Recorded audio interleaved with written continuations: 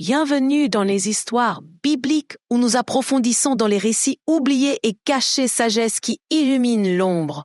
Chemin de foi dans cet épisode de notre Interdire les livres, de la série La Bible, que nous embarquons sur un sujet fascinant et souvent déroutant.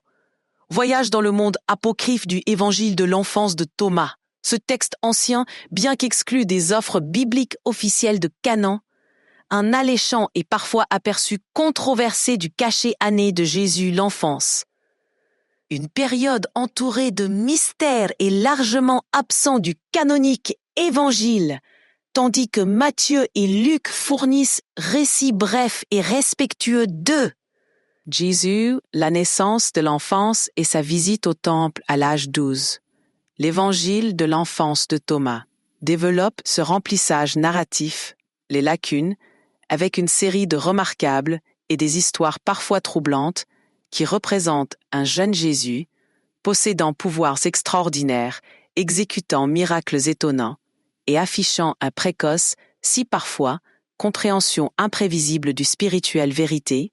avant de nous lancer dans notre plongée profonde dans ce texte énigmatique. Prenons un moment pour résumer sa clé des récits et thèmes. L'enfance évangile de Thomas dépeint Jésus comme un enfant prodige, brandissant des capacités surnaturelles d'un très jeune. Il interprète un large éventail des miracles de la guérison des malades et ressusciter les morts pour créer des oiseaux d'argile et contrôlant les éléments, qu'il démontre également un profond bien que parfois compréhension peu orthodoxe des Écritures et les mystères du divin, souvent confondant ses professeurs et ses aînés avec sa perspicacité de sagesse et occasionnellement embarrassant déclaration, mais l'Évangile aussi, présente un côté plus humain et faillible de Jésus, le représentant comme un enfant, qui éprouve de la colère, impatience et même une tendance à vindicte utilisant ses pouvoirs pour punir ceux qui l'offensent ou le défient son autorité. Cette dualité de caractère l'intriguant et souvent troublant, juxtaposition de pouvoirs miraculeux et humains, la faillibilité a suscité des inquiétudes considérables, débats et spéculations parmi les chercheurs et les théologiens concernant le texte, l'authenticité et théologique, implications et ses possibles connexions avec gnostique ou autres traditions hétérodoxes au début, le christianisme. Maintenant, avec cet aperçu dans Esprit, plongeons au cœur du Évangile de l'enfance de Thomas. Explore ses plus remarquables histoires, analysant sa représentation complexe de l'enfance de Jésus en comparant son récit avec les évangiles canoniques et examiner les raisons pour lesquelles cela, texte intrigant et souvent controversé, a finalement été jugé. Apocryphe et exclu de la Bible officielle, canonné l'évangile de l'enfance de Thomas, tandis que non reconnu comme écriture canonique, offre une approche unique et souvent controversée. Fenêtre sur l'enfance de Jésus, période largement voilée de mystère au sein de le fonctionnaire d'évangile, tandis que Matthieu et Luc fournissent récits brefs et respectueux de Jésus. La naissance, sa circoncision, la visite du magique, la fuite en Égypte et sa visite au temple de Jérusalem à l'âge de 12. L'évangile de l'enfance de Thomas, avec audace, développe ce récit limité, combler les lacunes avec une série de extraordinaires et parfois troublants histoires qui représentent un jeune Jésus possédant des pouvoirs surnaturels, accomplissant des miracles étonnants et affichant un comportement précoce, quoique souvent compréhension non conventionnelle de spirituelle vérité sur ces histoires, tout en étant indéniablement captivant et imaginatif également,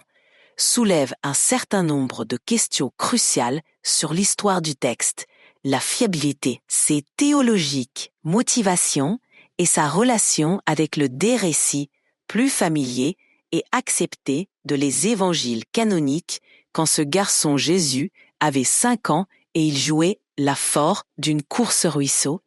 Il a rassemblé les eaux qui coulent dans les piscines et les rend instantanément propres. Il l'a fait par sa parole seule, enfance, évangile de Thomas, 21:2, Ce passage caractéristique du conte miraculeux qui imprègne l'Évangile décrit Jésus comme un enfant prodige, maniant des pouvoirs surnaturels avec facilité, sans effort et incontestable autorité.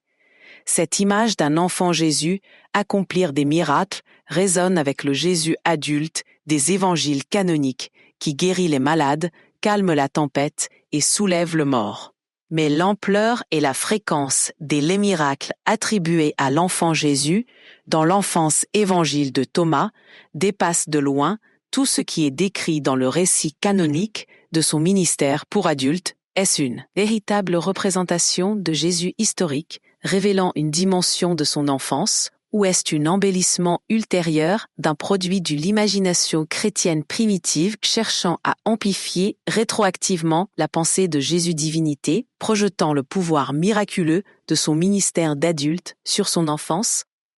Année, le texte Heavy EMP met l'accent sur un début miraculeux d'un si jeune âge, soulève inévitablement des questions sur sa véracité historique. De nombreux chercheurs interprétaient l'évangile de l'enfance de Thomas pas comme un récit biographique fiable, mais plutôt comme un recueil de légendes, contes populaires et imaginations pieuses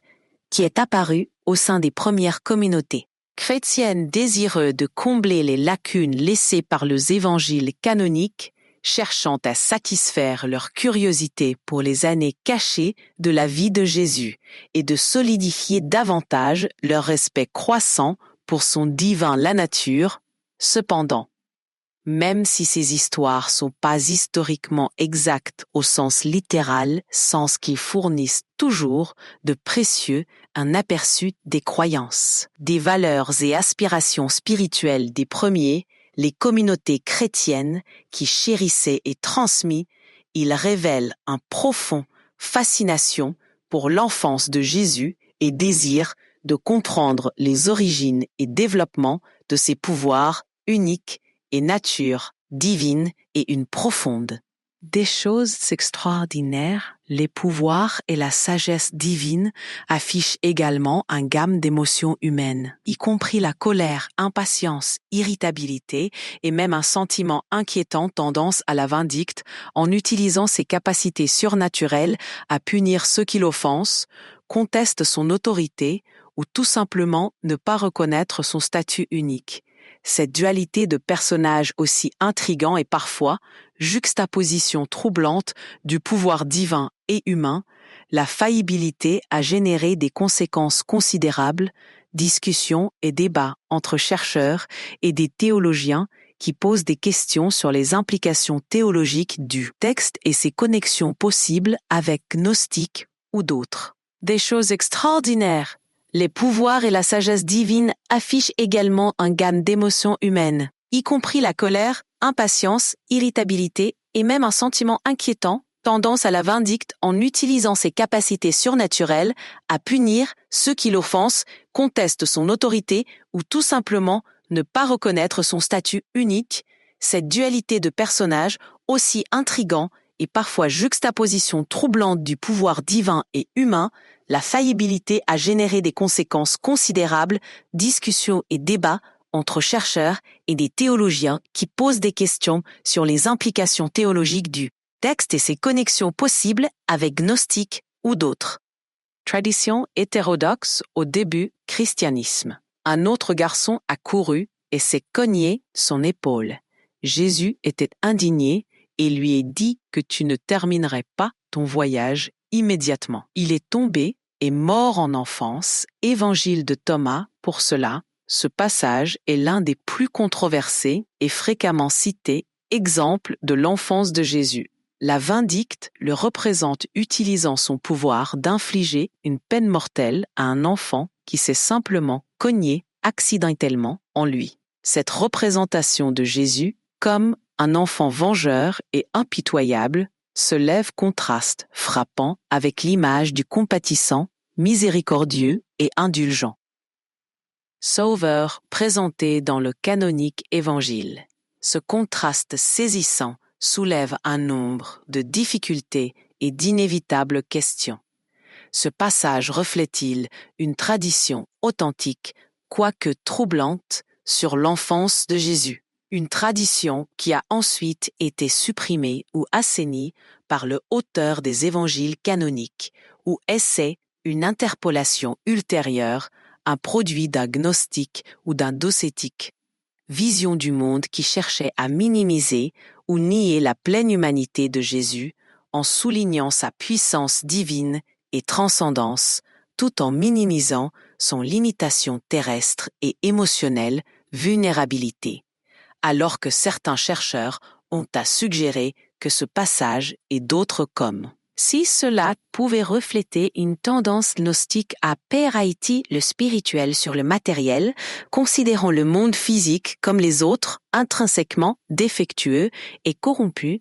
propose qu'il s'agisse simplement d'un reflet de la situation sociale et culturelle. Les normes de l'époque où étaient dures punitions, même pour des personnes apparemment mineures. Les infractions n'étaient pas rares. Peu importe sa signification prévue ou son historique contexte, ce passage et d'autres comme celui-ci ont sans aucun doute contribué à l'exclusion de l'Évangile du canon, présente une image de Jésus qui est difficile de se réconcilier avec le plus représentation familière et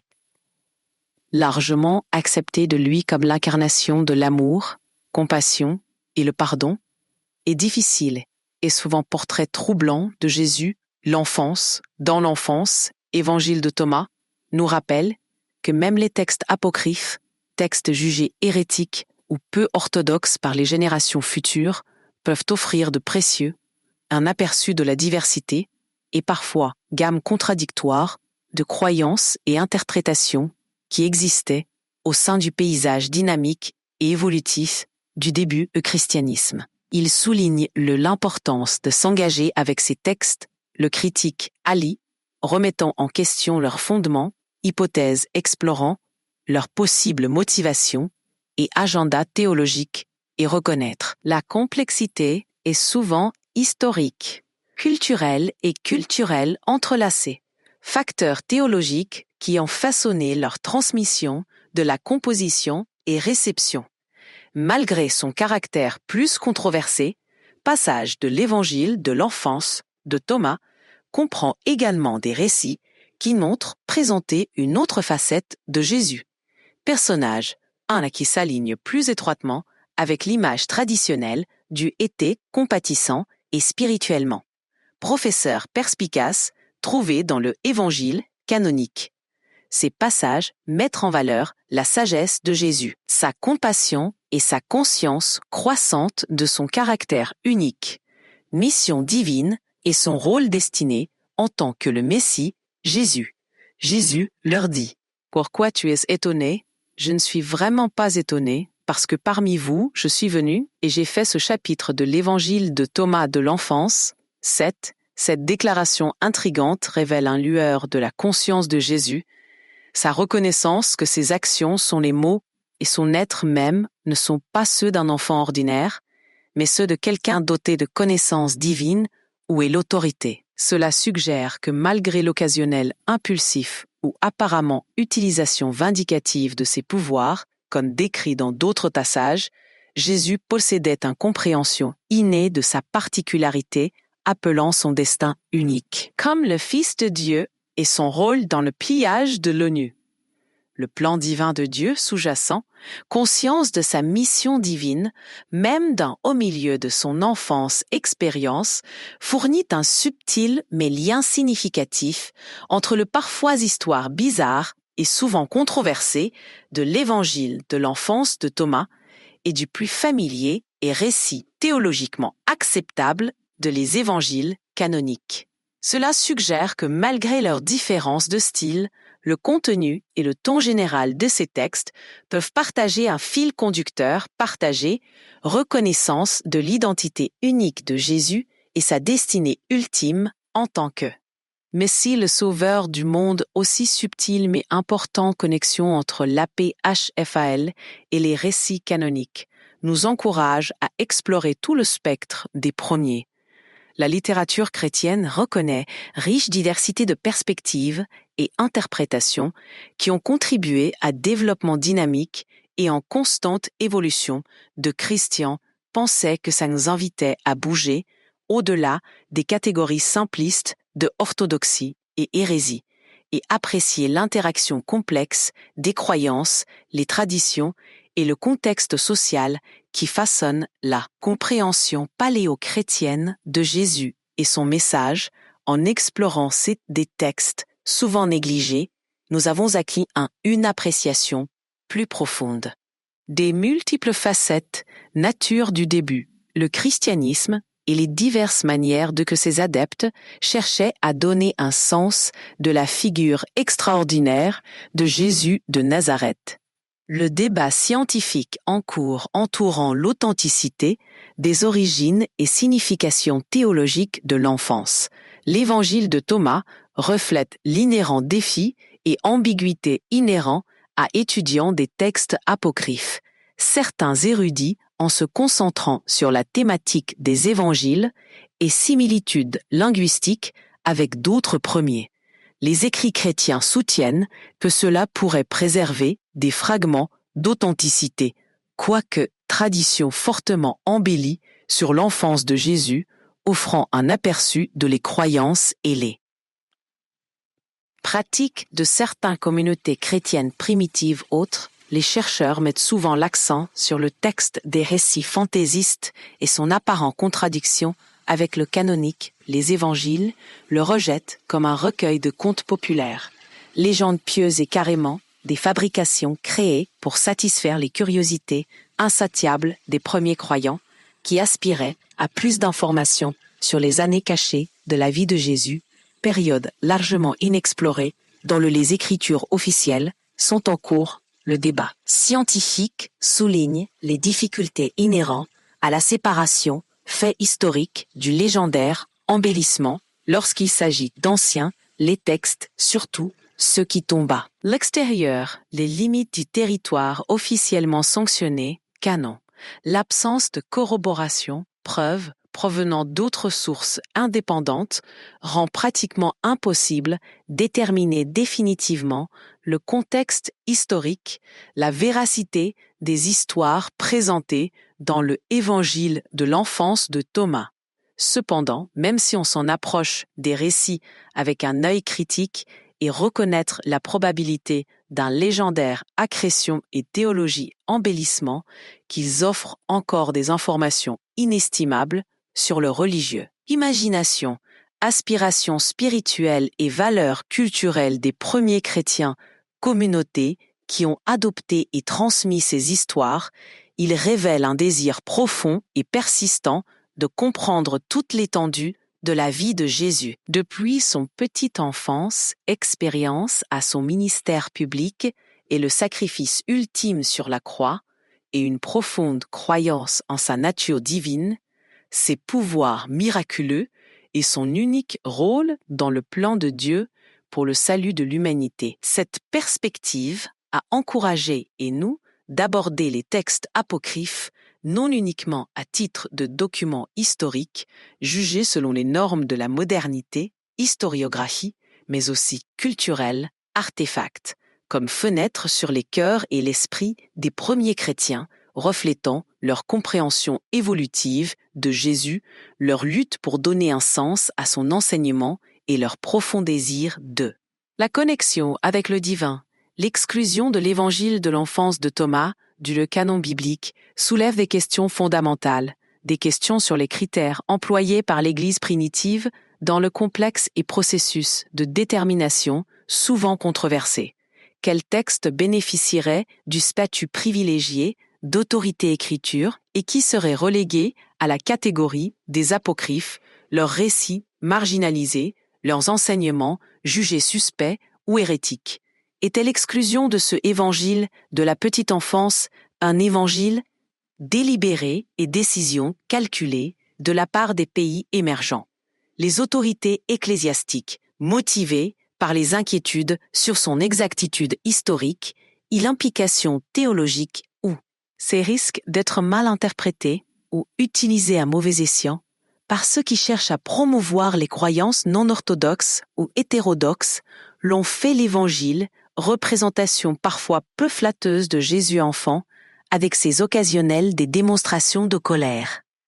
d'impatience et même vindicte, clash trop brusque avec l'image du compatissant et sauveur sans péché que l'Église primitive cherchait à le projet étaient ces récits fantastiques d'actes miraculeux, tandis que peut-être faire appel à l'imagination populaire a fait juger théologiquement suspect ou potentiellement induire en erreur, peut-être, les pères de l'Église, soucieux de maintenir la doctrine, pureté et sauvegarde de l'intégrité. De le message chrétien émergent, jugé l'évangile de l'enfance de Thomas à être peu fiable, théologiquement instable ou potentiellement nocif pour le spirituel développement des croyants, ou était-ce l'exclusion du canon est simplement une question d'un accident historique, le texte négligé ou indisponible aux débuts dirigeants de l'Église qui ont finalement façonné le contenu du Nouveau Testament. Le processus de formation chanoine était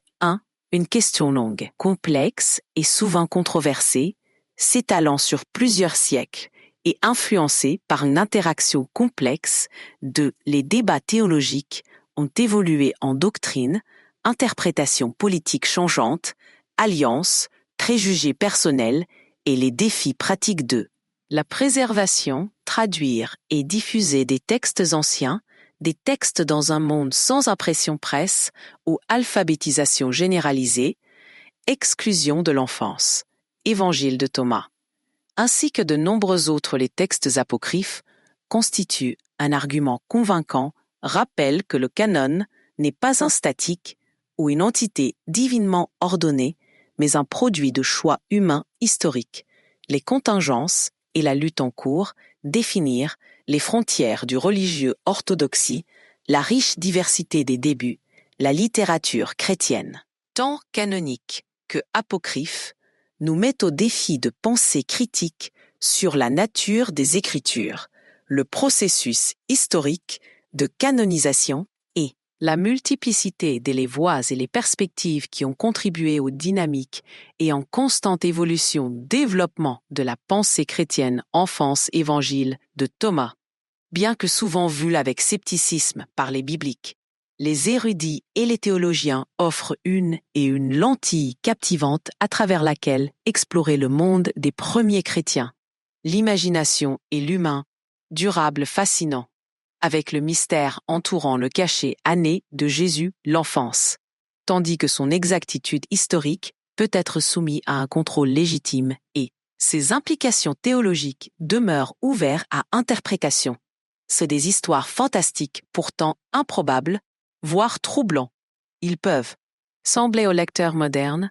fournir un témoignage puissant et évocateur pour la croyance des premiers chrétiens en Jésus, divinité inhérente, la transformatrice, la puissance de sa présence et le miraculeux potentiel qui résidait en lui-même dès ses premières années. Quelle valeur des idées que nous pouvons en tirer, évangile interdit, même si nous ne le faisons pas, accepter ces récits comme littéraux, vérité historique ou embrasser ces interprétations théologiques comme sur le plan doctrinal,